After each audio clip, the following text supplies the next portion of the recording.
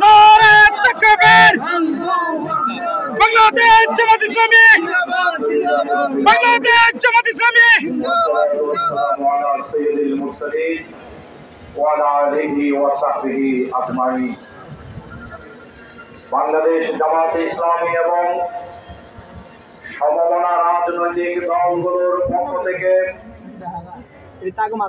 জনগণ আন্দোলনের কর্মসূচি হিসেবে আজকে বাংলাদেশ জামাত ইসলামী চট্টগ্রাম মহানগরী কর্তৃক আয়োজিত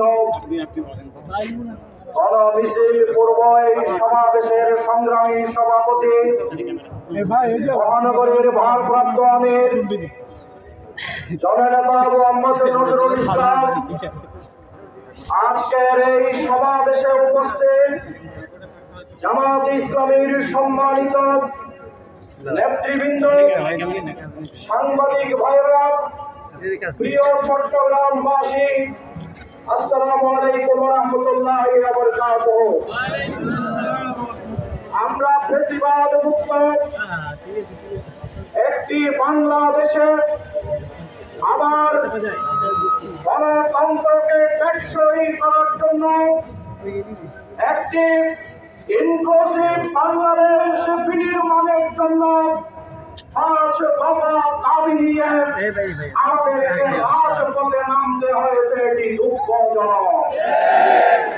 অন্তর্বর্তীকালীন সরকার কয়েক মাস ধরে ঐক্যবদ্ধ কমিশনের সাথে রাজনৈতিক দলগুলো আলাপ আলোচনা করেছে। রাজনৈতিক দলগুলো ঐক্যবদ্ধে পৌঁছেছে এবং জুলাই সভা থেকে আইনি ভিত্তি দেওয়ার ব্যাপারে অবশেষে সকল দলগুলো একমত হতে বাধ্য হয়েছে। আজকে আমরা এই সমাবেশে পরিষ্কার করে বলতে চাই, সকল রাজনৈতিক দলগুলো স্বৈরাচার হটানোর জন্য রাজপথে আন্দোলন করে, মিছিল করে, সমাবেশ করে, কিন্তু ছোট ছোট দলগুলোর ভোট পেয়ে পার্লামেন্টে যাওয়ার সুযোগ হয় না। আজকের যে পিয়ার পদ্ধতি, যারা রাজপথে রক্ত দিয়েছে স্বৈরাচারের বিরুদ্ধে ফ্যাসিবাদ হটানোর জন্য, পিয়ার পদ্ধতিতে যদি নির্বাচন করা হয়, বাংলাদেশের সকল ছোট বড় অধিকাংশ রাজনৈতিক দলের এমপি হয়ে পার্লামেন্টে প্রতিনিধিত্ব করবার সুযোগ তৈরি হবে। তাহলে এই ধরনের ইউনিক একটি পদ্ধতি, যেই পদ্ধতিতে নির্বাচন হলে বাংলাদেশের পার্লামেন্ট আর সাম্যপূর্ণ হবে, এই পিয়ার পদ্ধতির বিরোধিতা করার কি হেতু থাকতে পারে? আজকে এই পিয়ার পদ্ধতি শুধুমাত্র জামাত ইসলামীর দাবি নয়, এই পিয়ার পদ্ধতি বাংলাদেশের কোটি কোটি ভোটার এবং জনগণের দাবি।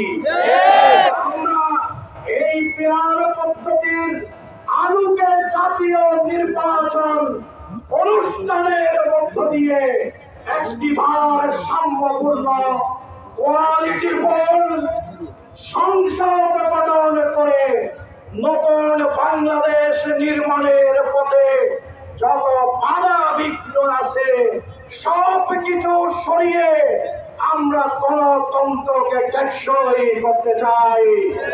রাজনীতির দুর্বৃত্তায়নের সংস্কৃতি থেকে আমরা ইতিবাচক দেশ গড়ার রাজনীতির প্রবর্তন করতে চাই।